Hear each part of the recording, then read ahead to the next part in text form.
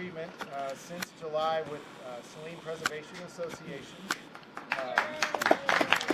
And so we're going to talk more about, in a minute they're going to introduce themselves. We're going to talk more about what goes into that. We signed a 5-year agreement with the Recreational Aviation Foundation. I know Rick Locke's here somewhere. Yes. So they're going to maintain the surface of Chicken Strip. Yay.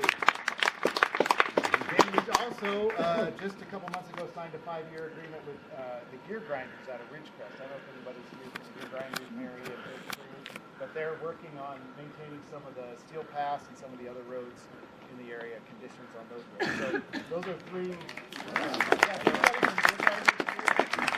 heard a rumor they might be. And of course, how do you engage with the community? It's engaging with you. And so frankly, we need help from you to know how best to do that. Is it through these other groups? Not everybody's a member of those groups. Part of freedom is you're not a member of any group. So communication with us is one way. We have Lee here. You can always talk to Lee. But I want to just let you know that just because the plan's done doesn't mean we don't want to continue to hear from you. So that's how we dealt with community engagement. Number 2, soaking tubs. How did the soaking tubs get maintained? And so if you think about this take a step back from Saline Valley and say, how do you have a national park? National parks are preserving natural areas in their natural condition, right? So you remove invasive species, trying to get them preserved, in their natural condition.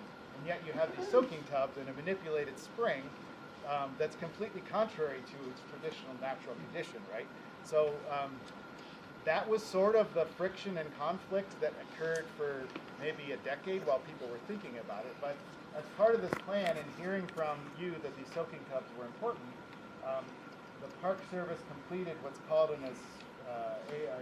determination of eligibility and an assessment of the historic culture of the use at this site, and determined that in fact it's historic. It goes back to the 40s and 50s of how people have been using this site. And I would applaud those. I would actually applaud you guys who are using this, but also the people in the Park Service who came up with this idea, probably with you. It predates my 5 years here, but essentially by determining that this is a historic site, how it's being used, and the 20 soaking tubs are contributing features to that history, they are now protected as cultural resources, much like an archaeological site would be, or a mining site. So the Park Service now has a job of preserving soaking tubs as a cultural site. Thank you. Woo!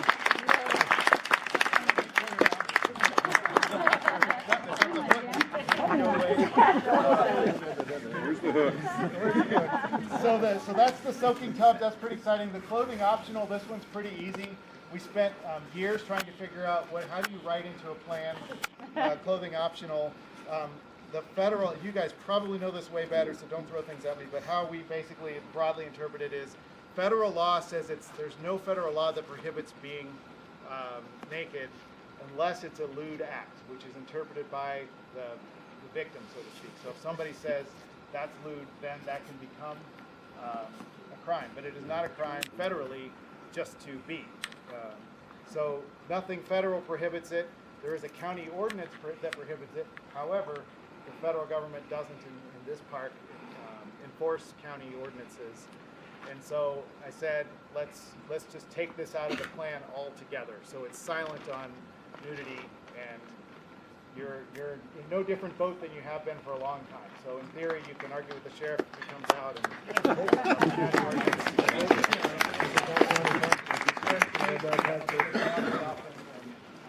so that's how that's been addressed. So it doesn't make the issue go away, but it would be impossible for us to write in a plan something that's contrary to county law, right? So anyway, that's that. And finally, the tribal values, which is the 4th thing that was loud and clear. This is a very important place to the tribe. This is also a place, I would say, that a lot of people that are currently using the site expressed stress and consternation, like what's going to happen. And the tribe expressing, like, this was really important to the tribe, and they've been displaced since the 40s and 50s, and these are conflicting uses. How it's been addressed is, if you're familiar with, there's this spring, Palm Spring, and then there's the upper spring, or the upper spring, as I've heard it called. So the upper spring, the one that not very many people use, is going to be restored to its completely natural condition, or at least the best is that we can do.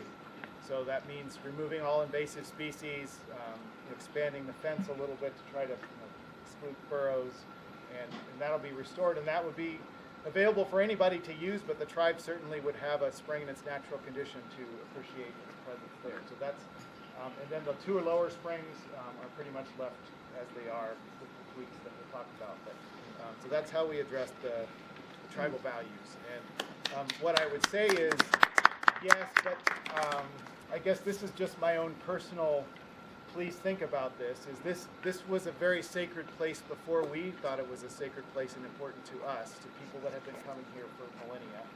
And just keep that in your mind as you're using it, is the same reasons you appreciate it are probably some of the same reasons that people appreciated it for decades and eons. And that's both pretty cool, but also one way we can sort of pay homage to that sacredity.